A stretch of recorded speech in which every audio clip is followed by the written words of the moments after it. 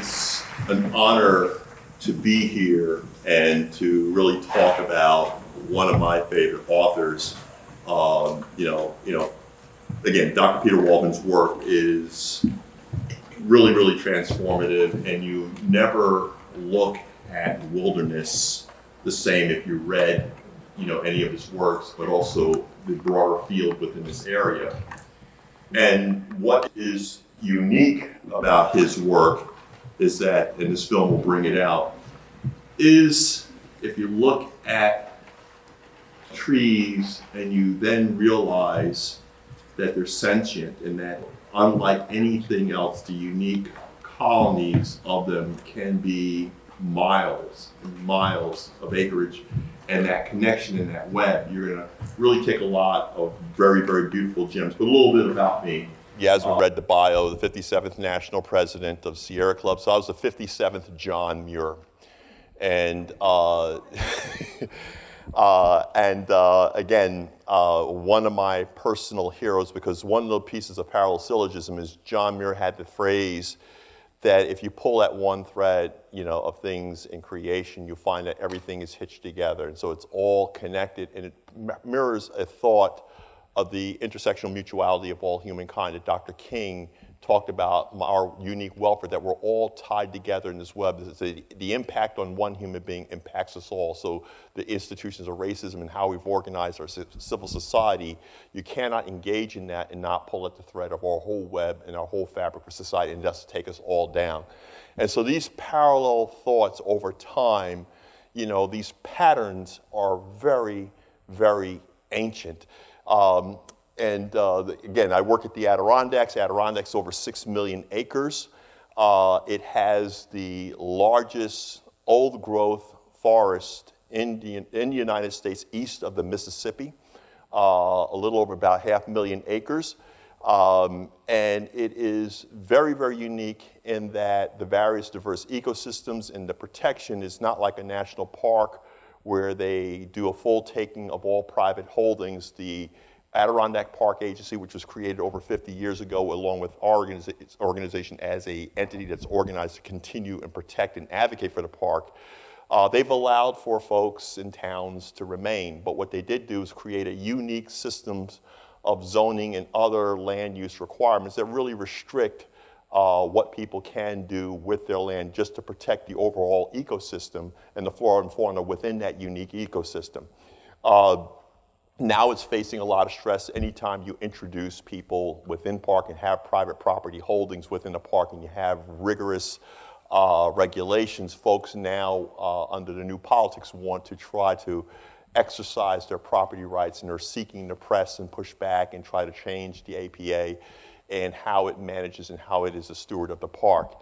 And so now there's a whole new generation of legislators within the New York State that are now coming in to power.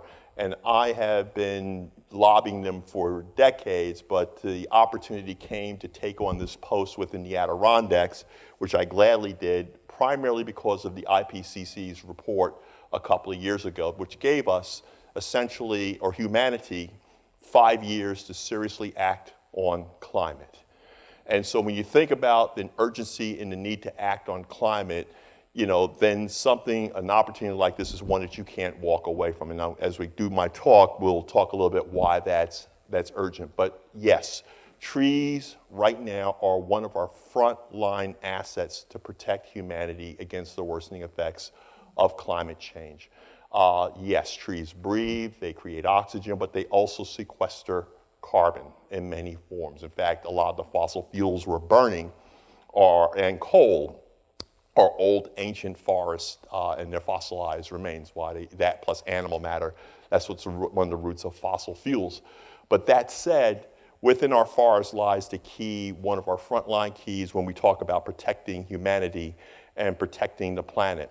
My connection is not because of just the current climate crisis. My ancestors were part of the First Nation. We know that we honor the First Nations nowadays. These were the folks who settled here, and I'm not sure what lands we're on here because we would normally do a little bit of a recognition. So First Nations being the indigenous people who were the original stewards and owners of this land, who did not concede their territories. But then those who built our civil society and our foundational roots as a country and capitalism are the forced nations. And so my ancestors were enslaved.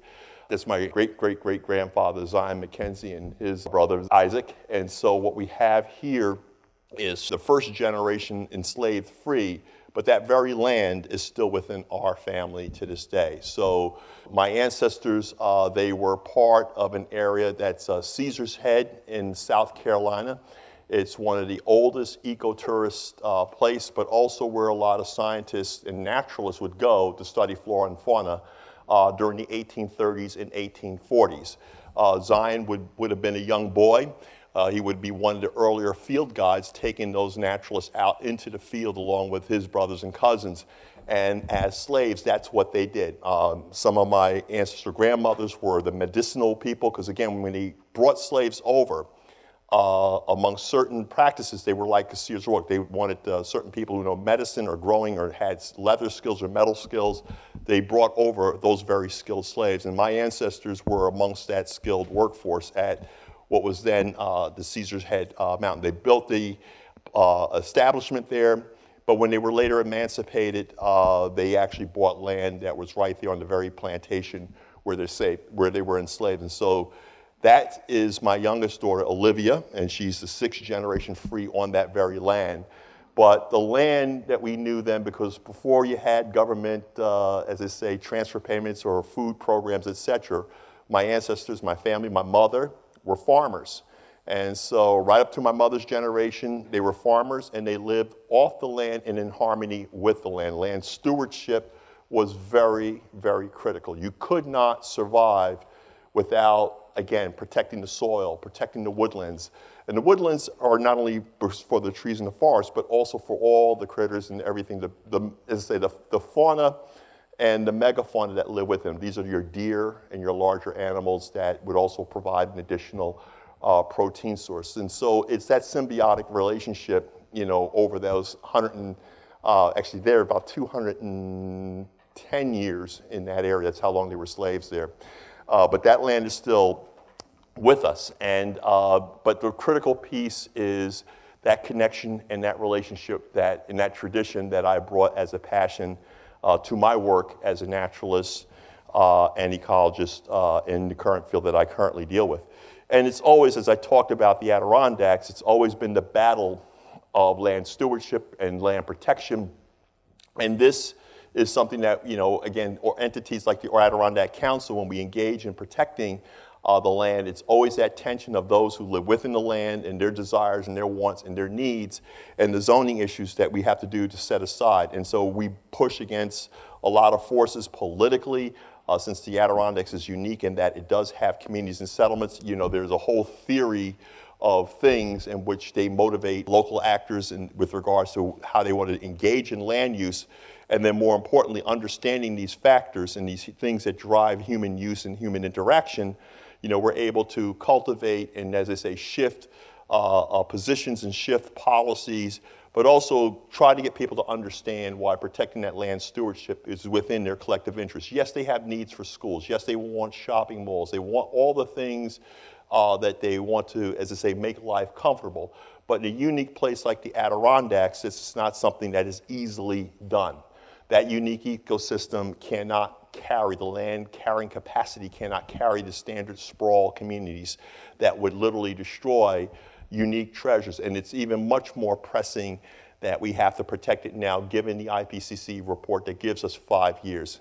We're given 5 years to, as I say, create those things that can extract the carbon. And the biggest thing that can extract carbon are carbon sinks. And carbon sinks are wilderness areas and wilderness places and wilderness ecosystems that through their symbiotic relationships are able to pull a healthy ecosystem like the old growth forest where I'm standing at here, can pull out a factor of 10 times more than a weaker system.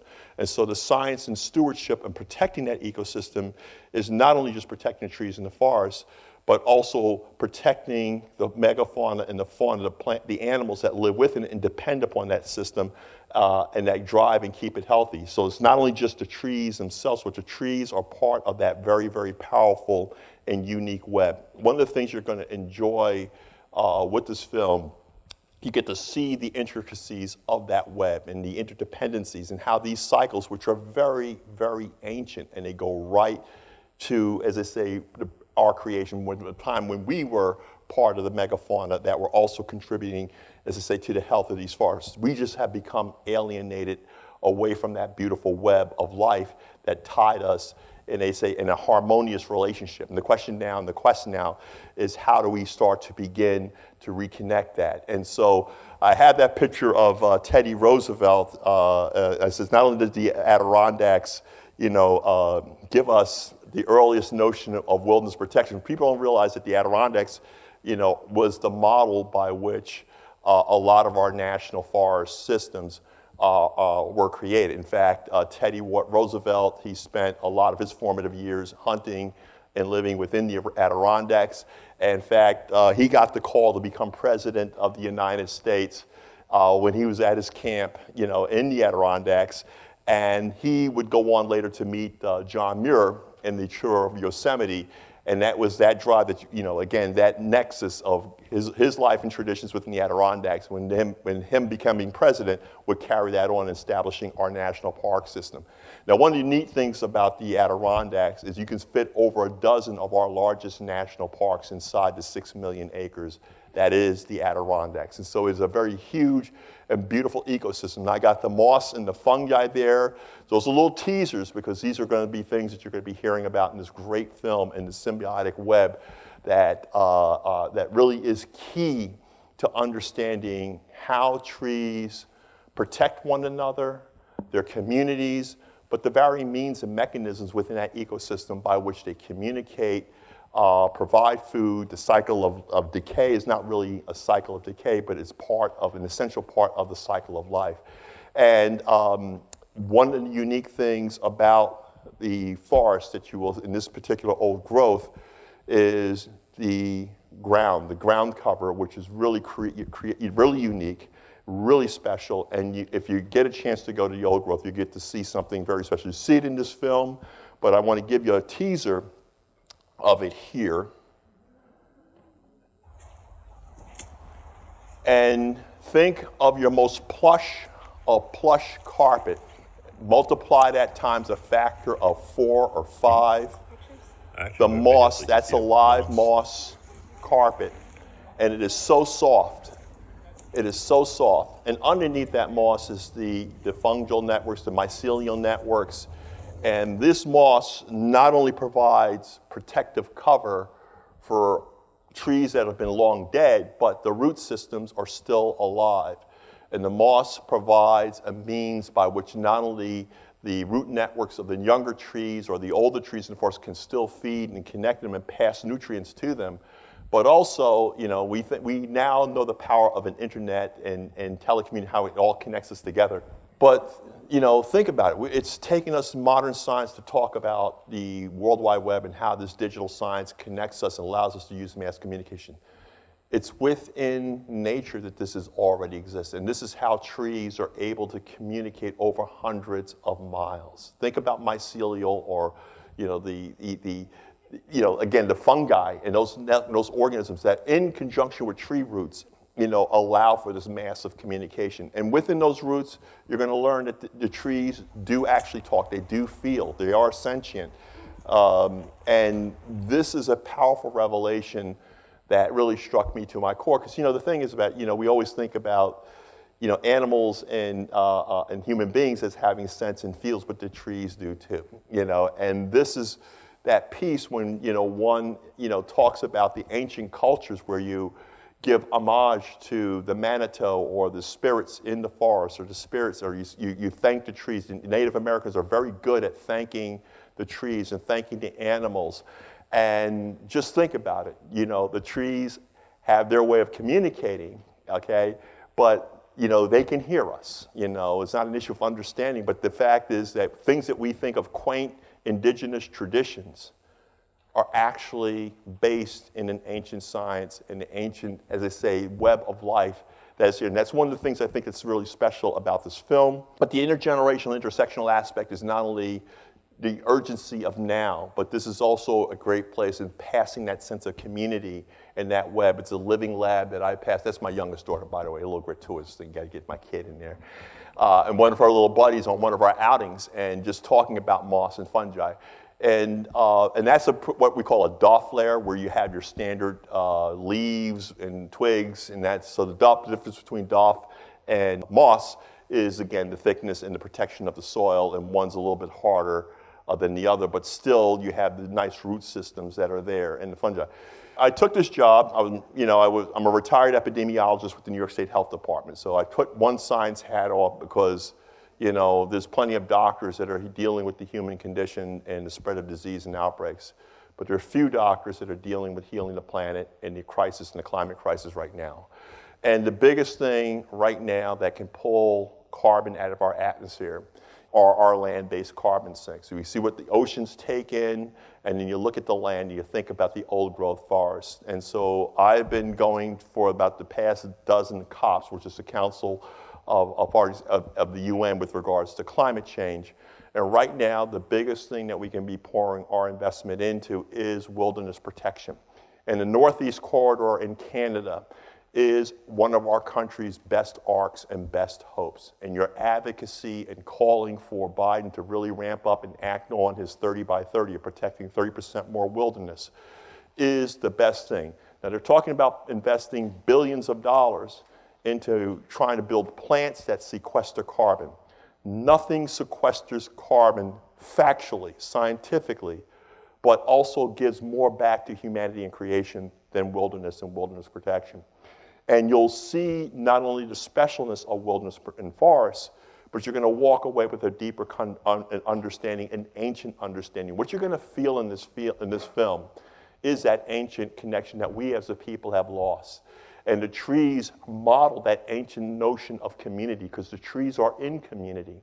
And you'll hear that a lot. But these are ancient patterns and cycles that we, through this particular high consumption and selfish society, have broken away and pretty much have lost what I call our deeper manito, our deeper soul. And one of the things that I do is I engage politicians from around the country and around the world so that we can connect back to these ancient forests and these ancient lands. And that actually is my ancestral woodlands over in Turf, Scotland. It's also Miss Yasmin's ancestral woodlands. And so my ancestor, this was the farm that he was born on, and this is a map from about 1720. And that woodland, as you can see, naturally much has been cut down, but that woodland actually still stands. And had the pleasure to go visit and hike in those woods, but also to inspect the soil. There they have moss, but also the old grasses. And it's amazing in the Scottish countryside that some of these old forests and old stands still stand. And using, and again, advocating the importance of protecting and preserving them, not just from the sense of heritage, but the point that these things are still functioning, they're still there. Granted, there's a lot of farming and mechanized farming, and you're going to hear a lot about soil compaction. But the answer is, how can we reclaim farmlands and try to restore some of the forests? We don't want to build on these things. This is where the opportunities lie with us reclaiming forests. And again, special places can begin here and abroad, but more importantly, our unique connection to the land, in that it's never broken, but more importantly, to the extent that we can expand it now that we need it more than ever, is going to be something that's very, very critical. You're in for a treat.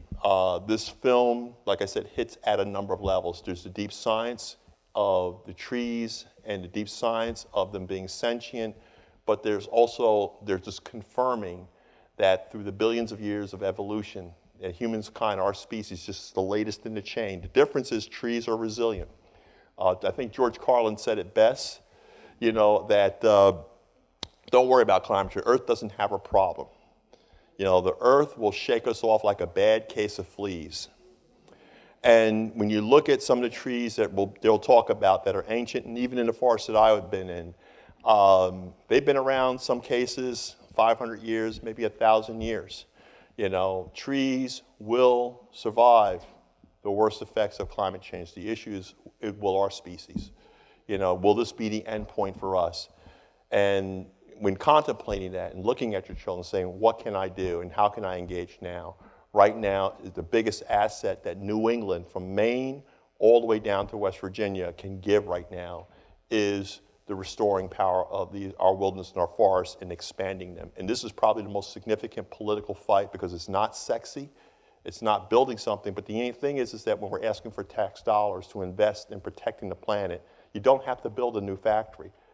We just have to expand the ecology of what we have. And the new jobs of foresters, you'll hear him pejoratively talk about foresters, but we need good foresters. You think of a forester like a hog slaughterhouse guy, you know, because most of forestry, when they teach it at colleges, it's about you're looking at forests for wood products and as a commodity to be chopped up and sold and burned. But we now need foresters that are going to be better stewards, again, just like the author of the film, and that you're about to join. So I want to thank you for taking time. I'm getting the hook here, and so I better stop sharing. And but again, you know, please, you know, enjoy this wonderful film by Dr. P. Walden, and I do hope that you do get his works and get his books, and also become as spiritually transformed, but also reinvigorated to act. And to act on climate by saving wilderness, and by saving wilderness, we save humanity and the planet. Thank you.